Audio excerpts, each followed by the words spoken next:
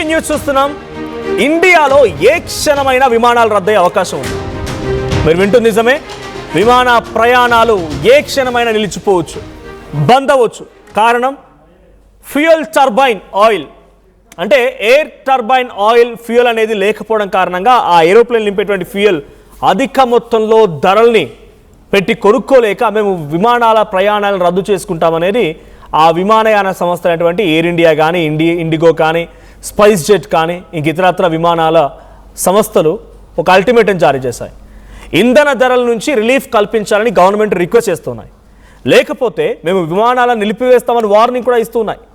ఈ మేరకు federation of India FIA airlines ఒకటి ప్రకటన చేసింది.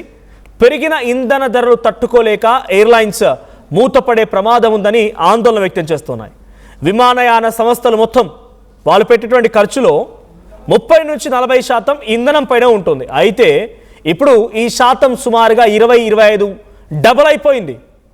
ప్రస్తుతం పెరిగినటువంటి ఇంధన ధరల వల్ల 55 నుంచి 60% మొత్తం కూడా ఇటు ఇంధనం పైన పెట్టాల్సి వస్తుంది.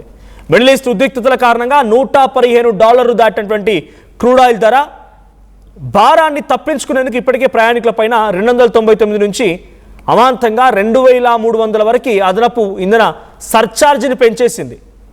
ఇండిగో ఎయిర్లైన్స్ దీంట్లో సర్ఛార్జీ పెంచింది అంటూ ఉంది. ఎయిర్ ఇండియా ఉంది.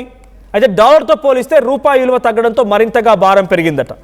ATF ఎయిర్ టర్బైనల్ ఫ్యూయల్ పై కేంద్రం విధించేటువంటి ఎక్సైజ్ సుంకం, రాష్ట్రాలు విధించేటువంటి VAT ఇవన్నీ కూడా తగ్గించాలని ఎయిర్లైన్స్ డిమాండ్ చేస్తుంది. మీ పక్కన ఒక ఫోటో కనబడుతోంది. ఈ ఫోటోని మీరు కరెక్ట్గా గమనించండి. I will explain you. So ఫోటోలో ధరల విశ్లేషణ ఉంది. సో యుద్ధానికి ముందు వర్సెస్ ప్రస్తుత అంచనా గణాంకాలు అంటే లెక్కలు. సో దాంట్లో క్రూడ్ ఆయిల్ ధర ఎంత ఉంది బ్యారెల్? యుద్ధానికి ముందు 2022 to 2026 ఒక క్రూడ్ ఆయిల్ బ్యారెల్ ధర $80 నుంచి $90. అది ఇప్పుడు ప్రస్తుతం ఎంత? $115 పైచిలుకు. $115 పైచిలుకు ఎంత పెరిగింది? 35% పెరిగింది. ఇక ఎయిర్ టర్బైనల్ ఫ్యూయల్ అది కేవలం దేశీయ విమానాలకి, ఇండిగో కానీ, స్పైస్ జెట్ కానీ, ఇక్సిగో కానీ ఇవన్నీ దేశీయ విమానాలు. సో ఆ దేశీయ విమానాలకు ఎంత పెరిగింది? 96,638 రూపాయలుగా ఉన్నటువంటి ఆ ATF ప్రైస్ అంటే 1000 లీటర్లు, కిలోలీటర్లు ఉంది కదా, కిలోలీటర్లు అంటే 1000 లీటర్లు. సో 1000 లీటర్లకి 96,638 రూపాయలు ఉండేది కాస్త ఇప్పుడు ఎంత అయిందనంటే 2,07,341 రూపాయలు. అమాంతంగా డబల్ కన్నా ఎక్కువ అయిపోయింది. 115% పక్కన చూడండి, 114%. దీంతో మరి డైరెక్ట్గా గాల్లో విమానాలు అయితే వాటంతా ఎగరలేవు కదా, ఫ్యూయల్ కావాల్సిందే. ఆ ఫ్యూయల్ ఎంత పెరిగిపోయింది? సుమాంతంగా 115%, డబల్, మోర్ దాన్ డబల్ అయింది. సో ఇప్పుడు ఈ భారాన్ని తమపై పడకుండా ఆలోచించే విధంగా 299 నుంచి ఆ సర్ఛార్జ్, ఇంధన సర్ఛార్జ్ 2,300 పెంచినా కూడా భారాన్ని మేము కంట్రోల్ చేసుకోలేకపోతామని ఎయిర్లైన్స్ సంస్థలు చెప్తూ ఉన్నాయి. ఇంకోవైపు అటు దేశీయ విమానాలకు సంబంధించి చూస్తున్నాం మనం. ఇంకోవైపు పైన చూసిన దాకా మీరు ఇంటర్నేషనల్వి. సో ఇంటర్నేషనల్ విమానాలకు సంబంధించి వితిన్ ఎయిర్ ఇండియా కానీ లేకపోతే ఇతరత్ర విమానయాన సంస్థలకి ఆ పైన ధరలు అమల్లో ఉన్నాయి. సో దేశ విమానాలు అంటే వితిన్ ద కంట్రీ 96,000 ఉన్నటువంటి 1000 లీటర్ల ఫ్యూయల్ ధర కాస్త ఇప్పుడు అది 104,000 అయింది. సుమారుగా 8% పెరిగిపోయింది. సో నిర్వహణ ధరలో ఇంధనం వాటా ఎంత? అప్పుడు 35%గా ఉండేది. అంటే వాళ్ళు ఒక ట్రావెల్కి పెట్టే ఖర్చులో 35% వాళ్ళ వచ్చేటువంటి మొత్తం కూడా అటు ఇంధన ఖర్చులకి వెళ్ళిపోతాయి.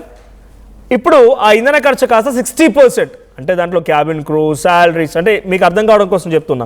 ఒకసారి తమ ట్రావెల్ ఎక్స్పెన్సెస్లో సుమారుగా 1,00,000 రూపాయలు వాళ్ళు సంపాదించారనుకుంటే, ఎగ్జాంపుల్గా 1,00,000 రూపాయలు వాళ్ళు సంపాదించారు టికెట్ల ద్వారా అనుకుంటే, దాంట్లో గతంలో 35,000 రూపాయలు కేవలం ఫ్యూయల్ కోసమే ఖర్చు చేయాల్సి ఉండేది.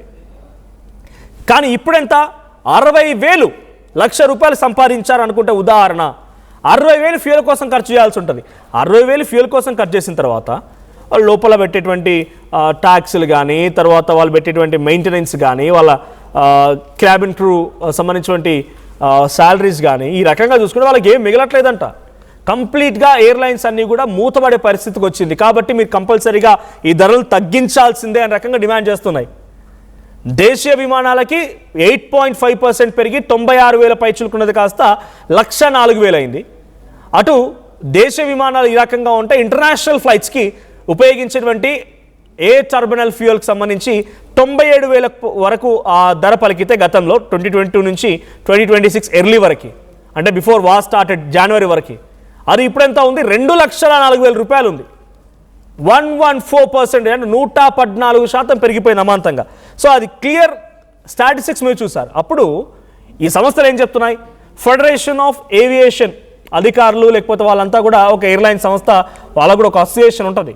సో అసోసియేషన్ ద్వారా ఒక కీలకమైన ప్రకటన ఏంటంటే FIA ద్వారా, మీరు కనుక మాపై విధించినటువంటి ఈ వ్యాట్ని లేకపోతే ఈ ధరల్ని కనుక తగ్గించలేకపోతే మేము డెఫినెట్గా నిలిపివేసుకోవాల్సి ఉంటుంది, విమానాలని బంద్ చేయాల్సి ఉంటుంది అనేది హెచ్చరిక జారీ చేస్తున్నారు. ఫెడరేషన్ ఆఫ్ ఇండియన్ ఎయిర్లైన్స్ ఈ రకమైన ప్రకటన చేసింది.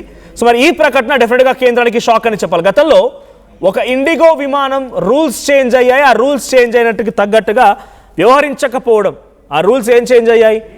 అందులో పనిచేసే పైలట్స్కి కొంత రెస్ట్ కావాలని, లేకపోతే విమాన ప్రమాదాలు జరుగుతున్న తరుణంలో విమానాలను చెక్ చేయాలని, ఇలాంటి కొన్ని బేసిక్ గైడ్లైన్స్ మార్చడం మూలంగానే ఇండిగో విమానాలకి ఆల్రెడీ బుక్ చేసుకున్నటువంటి ప్రయాణికులు ఎంతలా ఇబ్బంది పడిపోయారో మనం చూసాం. శంషాబాద్ ఎయిర్పోర్ట్ లాంటిది మన దగ్గర మీకు అర్థం కావడం కోసం, శంషాబాద్ ఎయిర్పోర్ట్ మొత్తం కూడా ఒక JBS బస్ స్టాండో MGBS బస్ స్టాండ్ లాగా మారిపోయింది. పాపం ఎయిర్పోర్ట్లో పడుకున్న వాళ్ళు ఉన్నారు, ఎయిర్పోర్ట్ దగ్గర అక్కడే స్నానాలు చేసిన వారు ఉన్నారు, ఎయిర్పోర్ట్లోనే ఒక రకంగా చెప్తాను బస్ స్టాండ్ కన్నా దారుణంగా అయిపోయింది. అటువంటి పరిస్థితి వచ్చింది. అలాంటిది ఇప్పుడు వ్యవస్థ మొత్తం కూడా ఆగిపోతుంది అనేటువంటి మాట చెప్తే, వ్యవస్థ అంతా విమానాలన్నీ బంద్ అయిపోబోతున్నాయి అనేటువంటి మాట చెప్తే ఎంతలా ఇబ్బంది పడే అవకాశం ఉంది. సో డాలర్తో పోలిస్తే రూపాయి విలువ తగ్గిపోవడం కూడా దీనికి ఒక కారణంగా ఉంది. సో ఇది కూడా ఒక బిగ్గెస్ట్ రీజన్ కనబడుతోంది. అటు వాళ్ళు డిమాండ్ చేస్తుంది ఏంటంటే ఎయిర్ టర్బైనల్ ఫ్యూయల్ పైన కేంద్రం విధించేటువంటి ఎక్సైజ్ ట్యాక్స్ని తగ్గించండి, రాష్ట్రాలు విధించేటువంటి వాల్యూ యాడెడ్ ట్యాక్స్ వ్యాట్ని కూడా తగ్గించాలని చెప్పి ఎయిర్లైన్స్ కోడ్ ప్రజెంట్ డిమాండ్ చేస్తూ ఉన్నాయి. ఇది తగ్గిస్తేనే మేము విమానాలను నడపడానికి అవకాశం ఉంటుంది, మాకు లాస్ రాకుండా ఉంటుంది. లేదు అనుకుంటే కనుక డెఫినెట్గా లాస్ ఇంకర్ అయ్యే అవకాశం ఉంది, మేమంతా పూర్తిగా నష్టాల్లోకి వెళ్తాం కాబట్టి మేము కట్టి పరిస్థితి నడిపించడానికి వీలు లేదనేటువంటి మాటని వాళ్ళు చెప్తూ ఉన్నారు. సో ముడి చమురు సరఫరాకి ఎందుకు ఆటంకం కలుగుతుంది మీకు తెలిసిందే. ఇరాన్, ఇజ్రాయెల్, అమెరికా యుద్ధం కారణంగా స్ట్రైట్ ఆఫ్ హార్ముజ్ వద్ద ఉద్రిక్తత వల్ల ఈ సరఫరా లేకపోవడము, ఎయిర్ టర్బైనల్ ఫ్యూయల్ కానీ ప్రతిదీ అక్కడి నుంచే వస్తూ ఉంటుంది. ఇక్కడికి వచ్చిన క్రూడ్ ఆయిల్ వచ్చిన తర్వాత ఆ క్రూడ్ ఆయిల్ నుంచి ఎక్స్కవేషన్ చేస్తే ఈ డిఫరెంట్ టైప్స్ ఆఫ్ పెట్రోల్ కానీ తర్వాత డీజిల్ కానీ ఇవన్నీ కూడా ఎక్స్కవేషన్ ద్వారా బయటకు వచ్చే బై ప్రొడక్ట్స్ ఇవన్నీ కూడా. సో ఇప్పుడు ATF ఈ స్థాయిలో పెరిగిపోవడంతో చాలా ఆందోళన గురి చేస్తోంది. సాధారణ పెట్రోల్ డీజిల్తో పోలిస్తే ATF చాలా వరకు దాన్ని ప్యూరిఫికేషన్ చేసిన తర్వాత బయటపడేటువంటి ఒక మెటీరియల్. దీనికి గడ్డ కట్టే సామర్థ్యం కూడా తక్కువగా ఉంటుంది. అది గడ్డ కట్టడానికి అవకాశం ఎటువంటి సాలిడ్ ఫామ్ అనేది రానే రాదు. దీనికి విమానాలు వేల అడుగుల ఎత్తులో ప్రయాణిస్తున్నప్పుడు అక్కడ హెవీ హీట్ ఉంటుంది కాబట్టి చాలా తక్కువగా అక్కడ ఇంధనం అయితే గడ్డ కట్టే ప్రమాదం ఉంటుంది. అక్కడ సెల్సియస్ తక్కువగా ఉంటుందంట. మనం ఇంకా ఎంత పైకి ఎక్కువగా వెళ్ళినా కొద్ది అక్కడ కొంత కూల్ ఎక్కువగా ఉంటుంది డ్యూ టు క్లౌడ్స్ కానీ వీటన్నిటి నేపథ్యంలో. సో -47 degrees Celsius అక్కడ ఉన్నప్పుడు వీటి గడ్డ కట్టే అవకాశం ఉంటుంది. పెట్రోల్, డీజిల్ అన్ని గడ్డ కట్టే అవకాశం ఉంటుంది కాబట్టి ఈ ఎయిర్ టర్బైనల్ ఫ్యూల్ అనేది అంత కాన్సెంట్రిక్గా ఉంటుంది కాబట్టి దీన్ని ఉపయోగిస్తూ ఉంటారు. సో దానికి సంబంధించి ఇలాగ ఉపయోగిస్తారు కెమికల్ ఫార్ములా అంతా కూడా.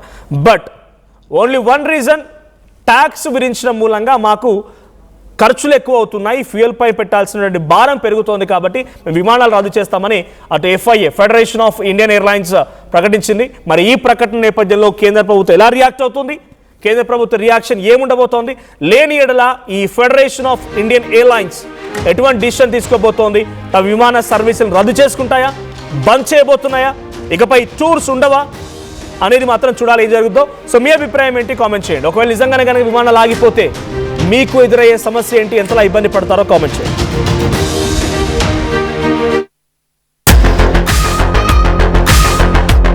Fast. Track your career with programs tailor-made for the industry. KL Global Business School.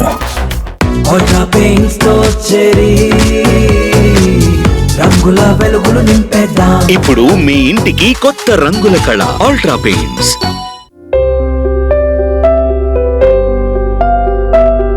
చిన్న చిన్న ఆనందాలు 35 ఏళ్లుగా నా జీవితంలో లేవు. 35 ఏళ్లుగా నేను డైపర్లలో బ్రతికాను. 6 సెంటీమీటర్ల ఫిస్టులా నా మూత్రాశయంలో లీక్ కారణమైంది.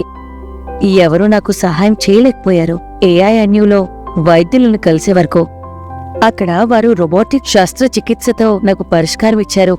వారు నా ఆత్మవిశ్వాసాన్ని కూడా తిరిగిచ్చారు. Precision care makes it possible. The Center for Robotic Surgery at AINU